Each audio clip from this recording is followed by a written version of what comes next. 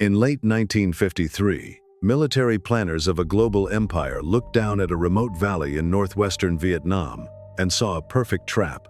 They called this place Dien Bien Phu. Under a mission codenamed Operation Castor, the French military established a massive garrison inside this bowl, filling it with elite paratroopers and concrete bunkers. They believed the surrounding jungle-covered mountains were too steep for their enemy, the Viet Minh, to ever deploy heavy artillery. They wanted to bait their elusive opponent into the open and destroy them with superior firepower. But as the morning fog cleared in the spring of 1954, the French looked up at those supposedly impassable peaks. What they saw was not empty wilderness, but the barrels of hundreds of hidden artillery pieces pointing directly down at them. The trap was indeed set, but the French had built it around themselves. To understand how one of the world's greatest empires ended up at the bottom of this valley, we have to look back at the desperate years that led them there. For nearly a century, France ruled Indochina as the crown jewel of its global empire, extracting wealth and projecting European power in Southeast Asia. But the chaos of the Second World War shattered the illusion of French invincibility. When the Japanese occupation collapsed in 1945, a nationalist leader named Ho Chi Minh seized the moment, declaring Vietnam an independent republic. France, determined to reclaim its imperial prestige, sent troops back to the region, igniting a grueling guerrilla war. At first, this was a localized colonial conflict, but by 1950, the Cold War reshaped the map. The newly declared People's Republic of China and the Soviet Union recognized Ho Chi Minh's government and began sending vital military aid. In response, a deeply concerned United States began funding the French war effort to contain communism, eventually bankrolling up to 80% of the French campaign.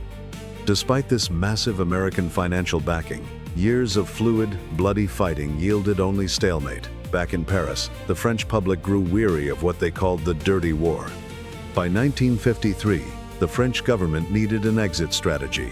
They appointed General Henri Navarre, sending him to Saigon with a clear mandate: find a way to end the war with honor. Navarre knew he did not need a total military conquest.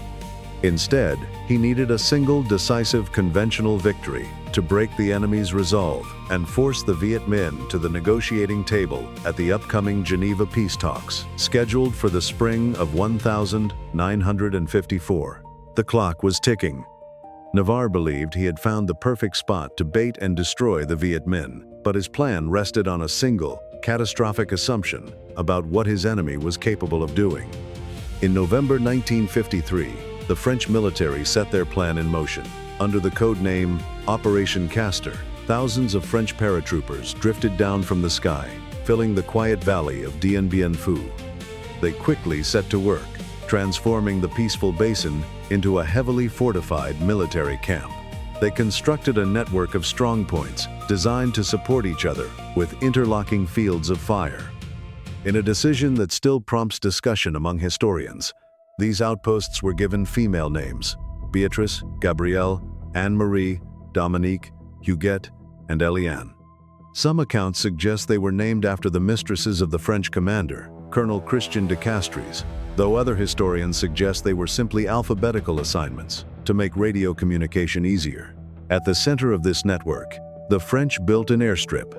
This was their lifeline, since there were no reliable roads leading through the surrounding Viet Minh-controlled territory. Everything the garrison needed had to fly in. But French planners were completely comfortable with this total reliance on air power. French intelligence confidently assured Navarre that the Viet Minh lacked the anti-aircraft weapons to threaten their transport planes. More importantly, they believed the rugged, roadless mountains surrounding the valley made it physically impossible for the Viet Minh to bring up heavy artillery. Without heavy guns, the French reasoned, the Viet Minh could never threaten the airstrip, and without threatening the airstrip, they could never choke out the garrison. It was a perfectly logical military equation, based on standard Western doctrine. But they had not calculated for the sheer willpower of General Vo Nguyen Giap and the Vietnamese population. Giap understood that to win a conventional battle against a modern European army, he had to perform a logistical miracle. He did not try to match the French in aircraft or trucks. Instead, he mobilized the people. Over the winter of 1953 and into early 1954, Giap assembled an army of civilian laborers known as Dan Cong. Estimates of their numbers vary, but Vietnamese records and modern historians generally agree that around 250,000 men and women joined this massive effort. Their primary tool was not the heavy truck, but the humble bicycle. The laborers took standard French-designed Peugeot bicycles and heavily modified them. They reinforced the steel frames with bamboo poles, added wooden steering extensions, and strengthened the suspension and tires. These modified cargo vehicles, known as XE, could carry loads of 400 to 500 pounds, far more than a human could carry on their back. Pushing these heavily laden bicycles along narrow, muddy jungle trails, the laborers walked hundreds of miles through the mountains, bypassing French aerial reconnaissance entirely under the thick canopy. Even more astonishing was the transport of the heavy artillery. The Soviet Union and China had supplied the Viet Minh with 75mm pack howitzers, heavier 105mm field guns, and anti-aircraft weapons. Moving these multi-ton steel machines across roadless, vertical terrain seemed impossible. Yet, thousands of men dragged these guns by hand. Using thick ropes, pulleys, and sheer muscle, teams of 80 to 100 men hauled the artillery pieces up near vertical, muddy mountain slopes, inch by inch, in the dark of night. If a rope snapped, men threw their own bodies under the wooden wheels to prevent the precious guns from plunging down the ravines. Once the guns reached the peaks, Giap faced another critical choice.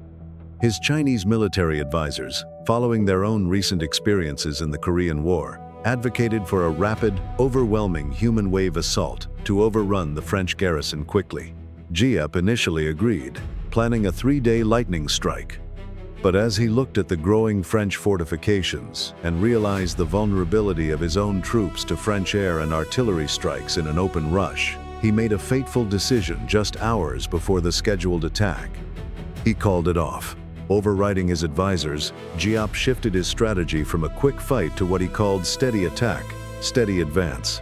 He would not rush the valley. Instead, he would strangle it slowly. For months, the Viet Minh dug. They carved miles of deep trenches into the hills, slowly extending them downward into the valley floor, like the tentacles of a giant creature. These trenches allowed Vietnamese soldiers to move, supply their forward positions, and approach the French perimeter, entirely shielded from French air observation and artillery fire. Up on the heights, they dug deep, reinforced caves for their artillery, positioning each gun on the reverse slopes, facing down into the French camp. They camouflaged the position so perfectly that French reconnaissance pilots flying overhead saw only unbroken green jungle. Inside the valley, the French soldiers could hear the distant, muffled sounds of digging, but they could see nothing. They remained confident, waiting for an enemy they believed would never show up in force. But by March 1954, the mountains surrounding them were alive with hidden steel. The trap was fully prepared, and the jaws were about to snap shut. On a quiet afternoon, the first shell fell on Strong Point Beatrice, and the French illusion of safety vanished forever. On the 13th of March, 1954, at exactly 5 to 10 in the afternoon, the hillsides around Dien Bien Phu erupted. The opening bombardment was not the sporadic, inaccurate fire the French commanders had anticipated. It was a torrential, coordinated rain of steel. Hundreds of heavy artillery shells slammed into Strong Point Beatrice, the northeastern outpost guarding the valley approach. The French fortifications, constructed primarily of soil and timber rather than concrete, collapsed under the weight of the barrage. Within a matter of hours, Beatrice was completely overwhelmed, its command post destroyed, and its defenders shattered. In the center of the valley, the psychological shock was immediate and devastating. Colonel Charles Piroth, the French artillery commander, had spent months assuring his superiors that his modern counter-battery guns would easily locate and destroy any enemy artillery within minutes of their first shots. But now, Piroth looked up at the smoking peaks in horror. He realized the terrifying truth of the Vietnamese deployment. General Giap's guns were not placed in the open where they could be easily spotted by air. Instead, they were dug deep into individual, heavily camouflaged caves on the reverse slopes of the mountains. They fired through small embrasures, then rolled back into the safety of the earth. French shells hit nothing but empty dirt, while the Viet Minh artillery continued its relentless, pinpoint bombardment. Devastated by the realization of his catastrophic miscalculation and his inability to silence the enemy guns, Piroth retired to his bunker on the night of March 14. There, he pulled the pin on a hand grenade, ending his own life. The falling dominoes of the northern defenses accelerated. On March 15, Strongpoint Gabriel fell after a ferocious, close-quarters struggle. Days later, the defenders of Strongpoint Anne-Marie, under relentless artillery pressure and psychological isolation, abandoned their positions. The northern shield was gone, and the valley floor lay completely exposed. With the high ground firmly in their grasp, the Viet Minh moved their anti-aircraft guns forward, tightening the noose around the French lifeline, the airstrip. Landing a transport plane became a suicidal endeavor, as artillery shells cratered the runway and anti-aircraft fire filled the sky. On March 27, the last French plane managed to take off from the battered runway. From that moment on, the garrison was entirely cut off. The only way to receive ammunition, food, and medical supplies, and the only way to bring in reinforcements, was by parachute. But as the Viet Minh trenches pushed closer to the center, the French drop zone shrank. Thousands of tons of vital supplies drifted off course, landing directly into the hands of the waiting Viet Minh soldiers. By April, the battle had degenerated into a claustrophobic, muddy nightmare, reminiscent of the Western Front in 1916. The arrival of the spring monsoon rains transformed the Red Clay Valley floor into a vast, putrid swamp. Trenches flooded with knee-deep water, turning bunkers into collapsing mud caves.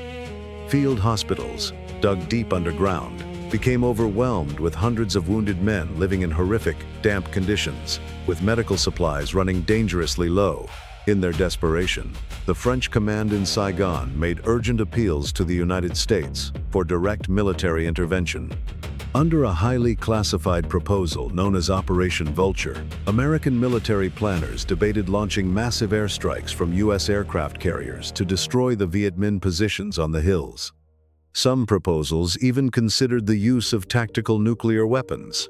However, President Dwight D. Eisenhower hesitated, refusing to commit American forces without congressional approval and British cooperation. Neither was forthcoming, and the skies above the valley remained empty of American help. Day by day, the Viet Minh squeezed the perimeter. On the night of May 6, they unleashed a devastating psychological blow, firing Soviet-supplied Katyusha rocket launchers into the remaining French positions. At the same time, Vietnamese sappers, who had spent weeks quietly digging a tunnel beneath Strongpoint Elian II, detonated a massive 1,000-kilogram charge of explosives. The blast tore the heart out of the final major French defensive line. On the afternoon of the 7th of May, 1954, after 56 days of continuous, exhausting combat, the final assault began. Vietnamese infantry surged forward from their trenches, overrunning the remaining strongpoints. Inside the Central Command bunker, General Christian de Castries received word from Hanoi that while he should not formally raise a white flag of surrender, he should allow the fighting to cease as his positions were overrun. At 5:30 that evening, Vietnamese soldiers entered the central bunker. The red flag with the golden star was raised over the French headquarters, signaling the end of the battle. The cost of the siege was staggering, and the exact numbers remain a subject of historical debate. Modern scholarly consensus estimates that the French Union forces suffered over 2,000 dead and thousands more wounded, while the Viet Minh lost between 4,000 and 8,000 lives in the grueling campaign. While French colonial accounts often emphasize the role of Chinese military advisors and material aid, modern historians emphasize that the tactical decisions, the logistical miracles, and the combat execution were entirely Vietnamese achievements. As the French flag was lowered over the central bunker, the geopolitical shockwave of the defeat bypassed Saigon and went straight to the heart of Europe.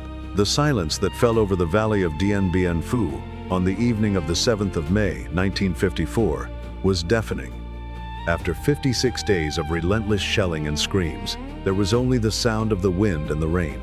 Out of the smoke stepped more than 11,000 French Union soldiers, blinking in the daylight as they were marched off into captivity. For many of these men, the battle was not over. Forced to march hundreds of miles through malaria-ridden jungles with minimal food and medical care, more than half of them would not survive the journey or the prisoner of war camps. But the victors paid an equally devastating price. The Viet Minh had won, but their triumph was built on the bodies of thousands of their own soldiers buried in the red clay of the valley. Yet, there was little time to mourn.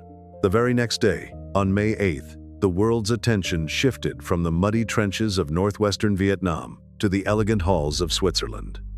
In Geneva, diplomats from the United States, Great Britain, France, the Soviet Union, China, and Vietnam gathered to decide the future of Indochina. The French government, reeling from the psychological blow of Dien Bien Phu and facing political collapse at home, had lost the will to fight.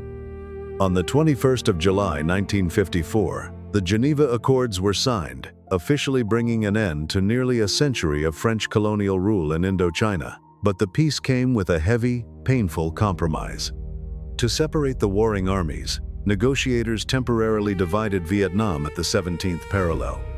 The north was governed by Ho Chi Minh's Democratic Republic of Vietnam, while the south was administered by the state of Vietnam under Emperor Bao Dai and his prime minister, Dinh Diem. The division was supposed to be temporary, with nationwide democratic elections scheduled for 1956 to reunify the country under a single government. But those elections would never happen. In the South, the United States, deeply concerned by the spread of communism across Asia, began to step directly into the vacuum left by the departing French. Washington threw its immense financial and military weight behind the Southern administration, helping to establish the Republic of Vietnam and quietly advising against the scheduled elections, fearing a landslide victory for Ho Chi Minh. The Cold War lines were now frozen in place. The human cost of this partition was immediate and profound. Under the terms of the Accords, a 300-day period of free movement was allowed. What followed was one of the largest mass migrations of the mid-20th century. Nearly 1 million people, mostly northern Vietnamese Catholics who feared persecution under a communist government, packed what little they could carry and fled south, many transported by French and American naval ships in what was called Operation Passage to Freedom. At the same time, tens of thousands of Viet Minh soldiers and their families packed up and moved north, leaving their homes behind. The French army packed up its gear, lowered its tricolor flag, and sailed away from the ports of Saigon and Haiphong, ending their dream of empire. But the peace they left behind was an illusion. Vietnam was free of French rule, but it was now a nation divided, its soil prepared for an even larger, more devastating global conflict. The tragedy of the Second Indochina War was already taking root in the fertile soil of the South. While the division of Vietnam set up a new tragedy, the fall of Dien Bien Phu had already rewritten the rules of global politics forever. The fall of Dien Bien Phu was not just a military defeat. It was an earthquake that cracked the foundations of global empires. For centuries, the empires of Europe had operated under a quiet, unspoken assumption that their industrial power, their advanced technology, and their military science made them fundamentally invincible against the people they colonized. Dien Bien Phu shattered that illusion forever.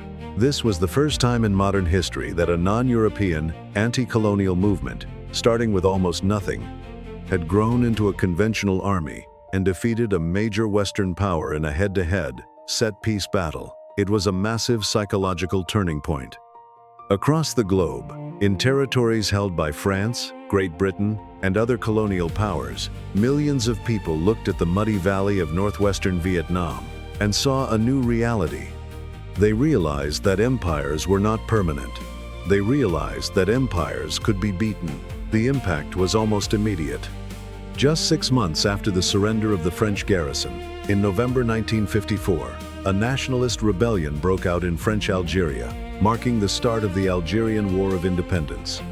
Algerian leaders openly cited the Vietnamese victory at Dien Bien Phu as the spark that proved they too could win their freedom. The French military, still reeling from their defeat in Southeast Asia, found themselves dragged into another brutal conflict that would eventually tear their own nation apart. The dominoes of decolonization were falling, not just in Asia, but across the African continent and beyond. On a strategic level, the battle forced military theorists to rewrite their textbooks. It proved that heavy armor, air superiority, and high-tech weaponry are not enough to guarantee victory. In the end, those advantages were overcome by a masterclass in logistics, adaptive tactics, and the sheer, unyielding willpower of a population fighting on their own soil. General Giap and the Vietnamese people showed that a highly motivated population, willing to endure immense sacrifice, could find a way to make the impossible possible. Today, military academies around the world still study the siege, analyzing how a peasant army outmaneuvered and outfought some of the finest soldiers in Europe. The lessons of that remote valley are still being studied today, reminding us of the human cost of miscalculating the willpower of a nation. The Battle of Dien Bien Phu changed the course of the 20th century, yet its profound lessons are often forgotten in the shadow of the larger, even more devastating war that followed. It makes you wonder how different the world might look today if those lessons had been truly understood at the time. How is this pivotal battle remembered or taught in your part of the world? Do you think the tragedy of the subsequent Vietnam War could have been entirely avoided if international leaders in 1954 had looked closely at the red mud of this valley and realized that the era of foreign intervention was fundamentally shifting? We want to hear your perspective, your family histories, and your thoughts in the comments below. If you want to continue exploring the deep, complex stories of Vietnamese history through a balanced, accurate, and deeply human lens, please subscribe to the channel and share this video with someone who loves history. Thank you so much for watching, and we will see you in the next chapter.